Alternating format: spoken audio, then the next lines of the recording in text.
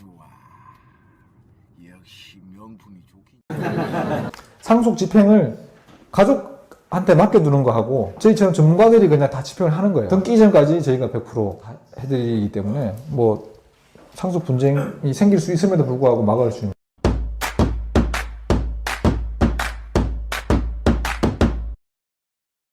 안녕하세요. 신탁구 수고인표 변호사입니다. 최근에 유류분 제도의 위헌 심판이 청구가 되고, 그 다음에 유언 대용 신탁으로 유류분을 해소할 수 있다라는 1심 법원 판결이 나오고, 한간에 유류분에 대한 이슈들이 많은데요.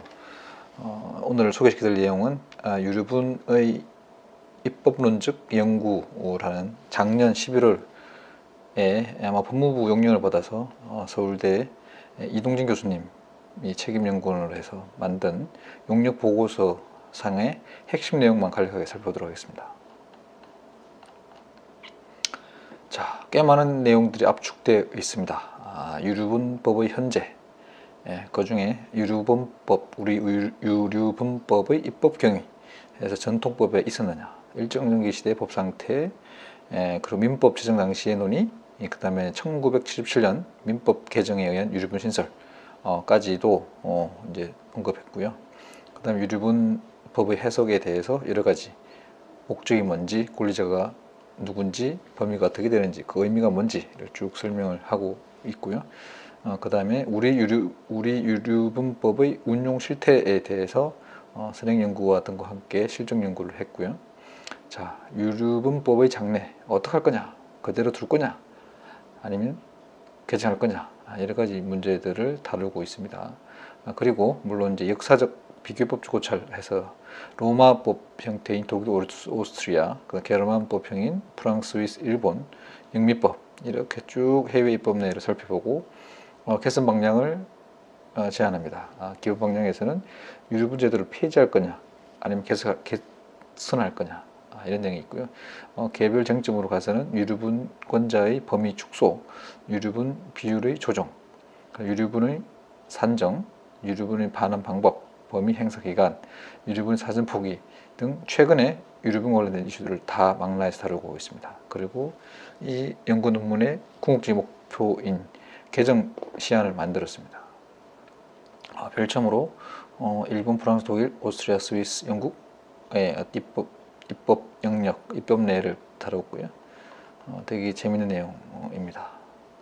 자, 유류분이라고 하면 법정 상속분의 일정 비율에 대한 유류분, 법정 상속분의 2분의 1과 3분의 1 이런 개념인데요. 이게 이제 법정 최저 상속 보장 제도라고 저는 표현을 하고 있습니다. 유류분법의 이념적 타당성 내지 현실 적합성에 대해 의문이 지금 많이 제기되고 있습니다.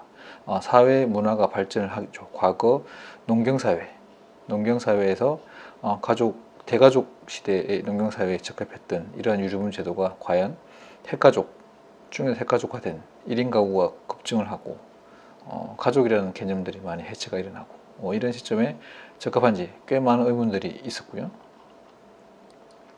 그래서 유류분법의 입법론적 개선이 필요하다. 어떤 방향을 모색해야 되느냐, 이런 부분들이 주 내용이고, 핵심은 인구구조의 변화가 있고 가족과 사회관념도 변형을 이루어 유류분법의 이념적 기초의 전제 자체가 타당하다고 할 수 없게 되었다는 지적이 많이 나오고 있습니다. 쭉 넘겨서요. 자, 우리 유류분법의 입법 경위는 이제 정통법적으로 우리나라에는 전통법상으로 유류분에 대응하는 제도가 없었다. 여기는 이론이 없습니다. 그리고 일제강점기 시대에 일부 민법들이 들어서 조선민사령을 만들어졌는데요. 이거 만들 때 이런 보고서가 있습니다. 조선에는 상속인이 받을 유류분에 대하여 확인한 관습이 없어 피상속인이 증여 또는 유정으로 인하여 그 유산을 감수한 경우에 있어서 실제 상속인이 승계한 액이 유산의 총액에 대하여 극히 근소하게 된 때라 하더라도 상속인은 그 증여와 유정의 감세를 구할 수 없다. 이렇게 이제 보고가 있었고요. 이 유류분의 감세는 이제 일본식 표현입니다. 그리고 우리나라 조선 고등법원에서도 1930년도에 조선인 사이에서 피상속인이 유언 없이 사망한 경우에 있어서 유산의 분배에 관한 환습이 있다 할지라도 피상속인의 유정으로 인하여 유류분이 침해된 경우에 그 부분을 무효라거나 감세의 청구를 인정함과 같은 관습은 없다. 이렇게 했죠. 우리 이 전통법에서는 유류분에 대한 개념이 없습니다. 그리고 민법 제정하는 시점에 여러 가지 이제 내용들이 나오는데요. 여기에서 유류분을 도입하지 않은 이유가 있습니다. 유류분에 관하여 규정치 않을 것. 상속인이 받아야 할, 수하여야 받아야 할 유류분에 관하여 확연한 관습이 없으며 이를 특히 입법할 필요도 없다고 인정되므로 유류분 두지 않겠다. 이렇게 하면서 이때 이제 참조했던 게 미국에서는 일반적으로 유류분에 관한 규정이 존재치 아니한다. 이렇게 이제 미국의 법까지도 참조를 했습니다. 이렇게 해서 우리나라 유류분 없었죠. 이게 이제 맞고요. 1977년 민법 개정에 의해서 유류분을 신설했습니다. 유류분 신설했습니다. 이때 1977년대 큰 변화가 있었는데 혼인에 의한 성년의제, 기소불명예산의 부부 공유 추정, 협의이혼의 가정법원 확인, 부모 공로직권 행사, 여성의 상속분 확대. 이때까지만 해도 여성이 남자의 상속분이 2분의 1이었습니다. 이걸 1대1로 바꾸게 되는 그런 것과 함께 유류분 제도가 도입됐고요. 여러 가지 제한 중에 여권을 신장하기 위해 필요하다고 인정하는 부분만 채택한 것이다. 그래서 여성의 법정 상속분을 남성과 같이 하고 배우자 상속분을 인상하고 1.5까지 된 거죠. 그리고 유류분을 들은 거죠. 여권 신장을 위해서 법정 상속분을 여성의 법정 상속분을 남성의 법정 상속분과 같이 하고 그 다음에 배우자의 상속분을 인상한 것. 이게 첫 번째고 두 번째는 유류분이었다. 이 얘기죠. 그래서 결국은 입법자의 정치적 주관적 동기는 상속에 있어서 남녀 평등의 관철이었습니다. 당시만 해도 상당히 의미가 있는 내용이었고요. 그다음 쭉 가서 50페이지 정도인가요?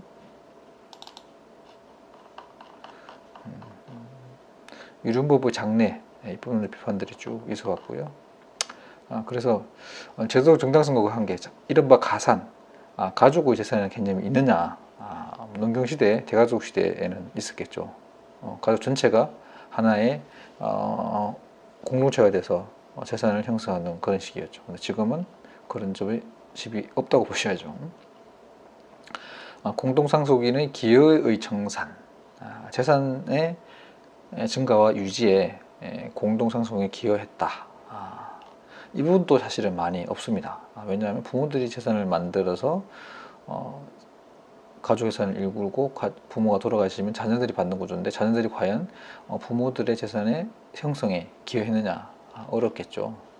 이것도 마찬가지로 의미가 없었습니다. 부양 및 생활보장, 이거는 이제 아직까지도 조금 의미가 있는데요.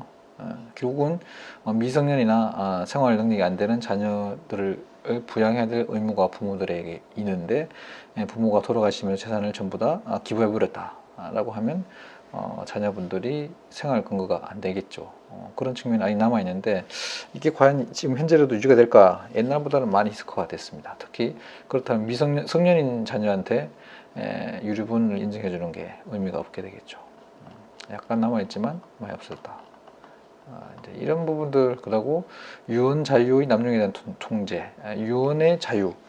내가 생전에 번 돈 내 마음대로 처분하겠다. 이게 자산가들의 생각인데요.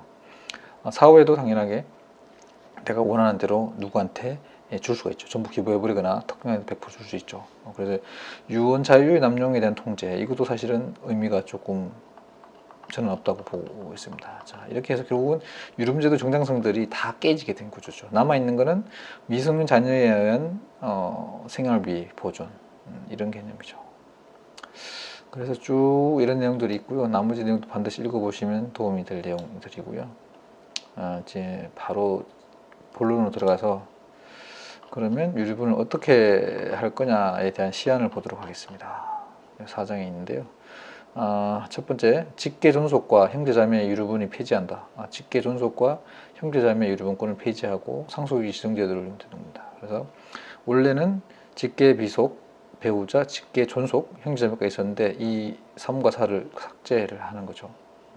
삭제를 하는 거죠. 3과 4의 삭제, 4는 명확하게 삭제할 필요가 있을 것 같고요. 3에 대해서는 직계존속, 예를 들면 부모님이 부양해야 되는 입장의 자녀들이 먼저 부모보다 좋은데 부모들 재산이 없으면 자녀들의 부양 의무가 있죠. 그래서 요거는 조금 더 제고가 저는 개인적으로 필요하다고 보고 있습니다. 유류분의 감축.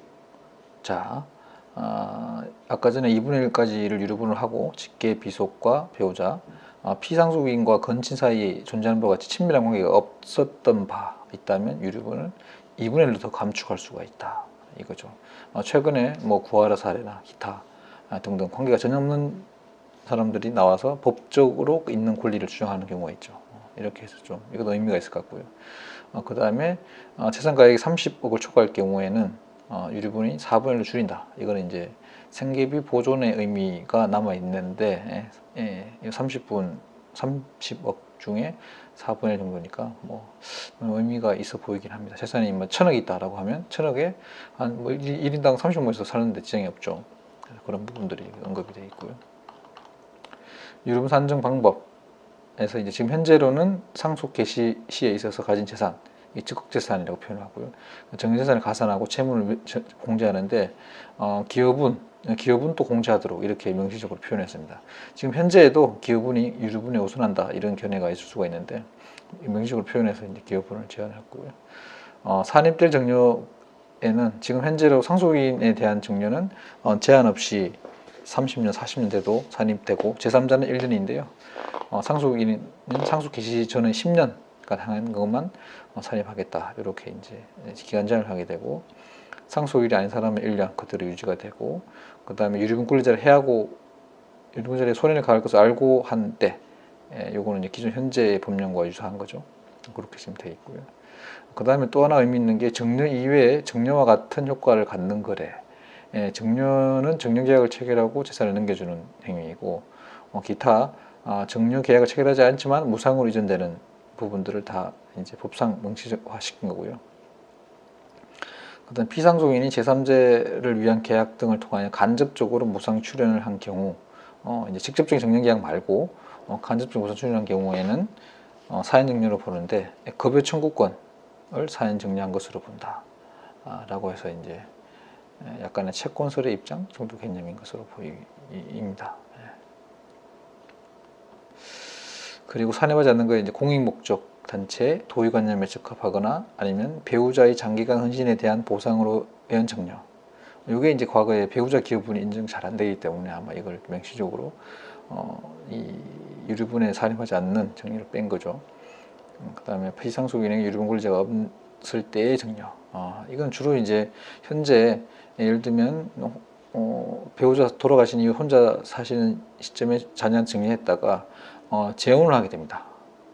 그럼 사실 재혼하는 시점에는 이 피상속인 재산이 아니었죠.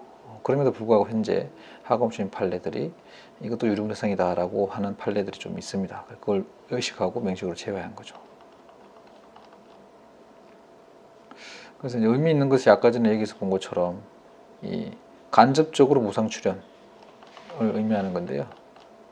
간접적 무상 출연은 이제 신탁이나 보험 등 직접 원가에서 부속질하기 때문에 제3자를 위한 계약 등으로 확대했고 간접 거래 청구권을 사인 정리로 의지했다라고 해서 이제 신탁 자체를 해소하지 않고 신탁을 유지한 상태에서 반환할 수 있는 그런 근거 규정을 만들어 놓은 거라서 이건 좀 의미가 좀 색다르게 있습니다.